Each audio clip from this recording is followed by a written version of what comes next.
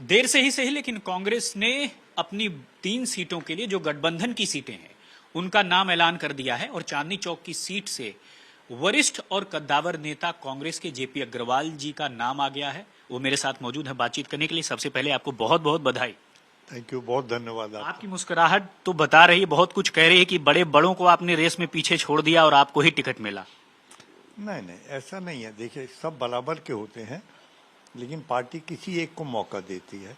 Party ने मेरे पे भरोसा जताया और मुझे टिकट दिया, मैं उसके लिए उनका आभारी हूँ। लेकिन इससे कोई दूसरा छोटा हो जाए, मैं नहीं मानता ऐसा। संदीप दीक्षित, अलका लांबा, बहुत एक आंतरिक बहुत टसल चल रही थी और देरी की यही वजह थी जो समझ में आता है। देखिए, सब का हक है। जब आप पार्टी में काम करते हैं तो आप ये नहीं कह सकते कि आप इस दायरे तक काम करेंगे। अगर वो टिकट मांग रहे हैं, वो मांग सकते हैं, उनका हक था। तो जेपी अग्रवाल जी ने टिकट के लिए कोशिश की थी, जद्दोजहद की थी, या फिर शीर्ष नेतृत्व ने सीधे तौर पर स्टैंप ही कर दिया कि आपको ही टिकट दिया जाता है, आपको ही लड़ना है? देखिए, पार्टी का फैसला होता है, वो सिर माथे है। और ये मेरा 10वां लोकसभा का चुनाव होगा। एक लंबा एक्सपीरियंस है मेरे साथ और पार्टी ने भरोसा जताया। अच्छा, 2019 में जब आप चुनाव लड़े थे तो जो मुझे याद आता है कि सबसे ज्यादा वोट पाने वाले लोगों में आप थे। इस समय जो चांदनी चौक की सीट है, बीजेपी के कैंडिडेट प्रवीण खंडेवाल से आपकी सीधा तौर पर एक तरह से आमना सामना होगा। कितनी बड़ी चुनौती मानते हैं?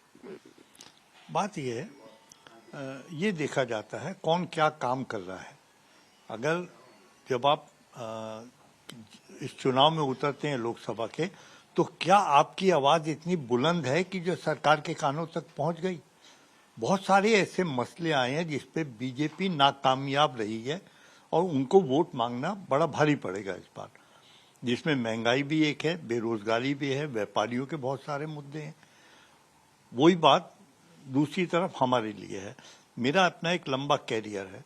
मेरा पार्लियामेंट्री डेमोक्रेसी में जो मेरी आवाज़ पार्लियामेंट में उठती रही, मेरी वीडियो रिकॉर्डिंग्स है। मैं बहुत जोरदार तरीके से लोगों के मसलों को और व्यापारियों के मसलों को पार्लियामेंट में उठाता था। उसमें कोई कमी नहीं रही, वो कोई भी देख सकता है। मैं इसी हक पे कहता हूँ, मैं उनसे बेहतर हूँ। इस बार गठबंधन की सीट पर आप लड़ रहे हैं, क्या आपको लगता है कि अमूमन जो ये गठबंधन हुआ है इसका सीधे तौर पर फायदा आपको मिलेगा? सर, बात यह आमने सामने की लड़ाई है। एक सरकार का नुमाइंदा है जो बिल्कुल फेल सरकार है, जो अपने वायदों को पूरा करने में नाकामयाब रही है, और दूसरी तरफ हमारे मुद्दे हैं जो कांग्रेस पार्टी ने जनता के सामने रखे। उन मुद्दों के साथ हम जाएंगे और 100% जीतेंगे। चलिए, एक आश्वस्त दिख रहे हैं जीत के लिए। जेपी अग्रवाल जी साफ तौर पर कह रहे हैं कि जो चुनौती होगी उसका सीधे तौर पर सामना करेंगे। रवि तोतावर के साथ राम किंकर सिंह, आज तक।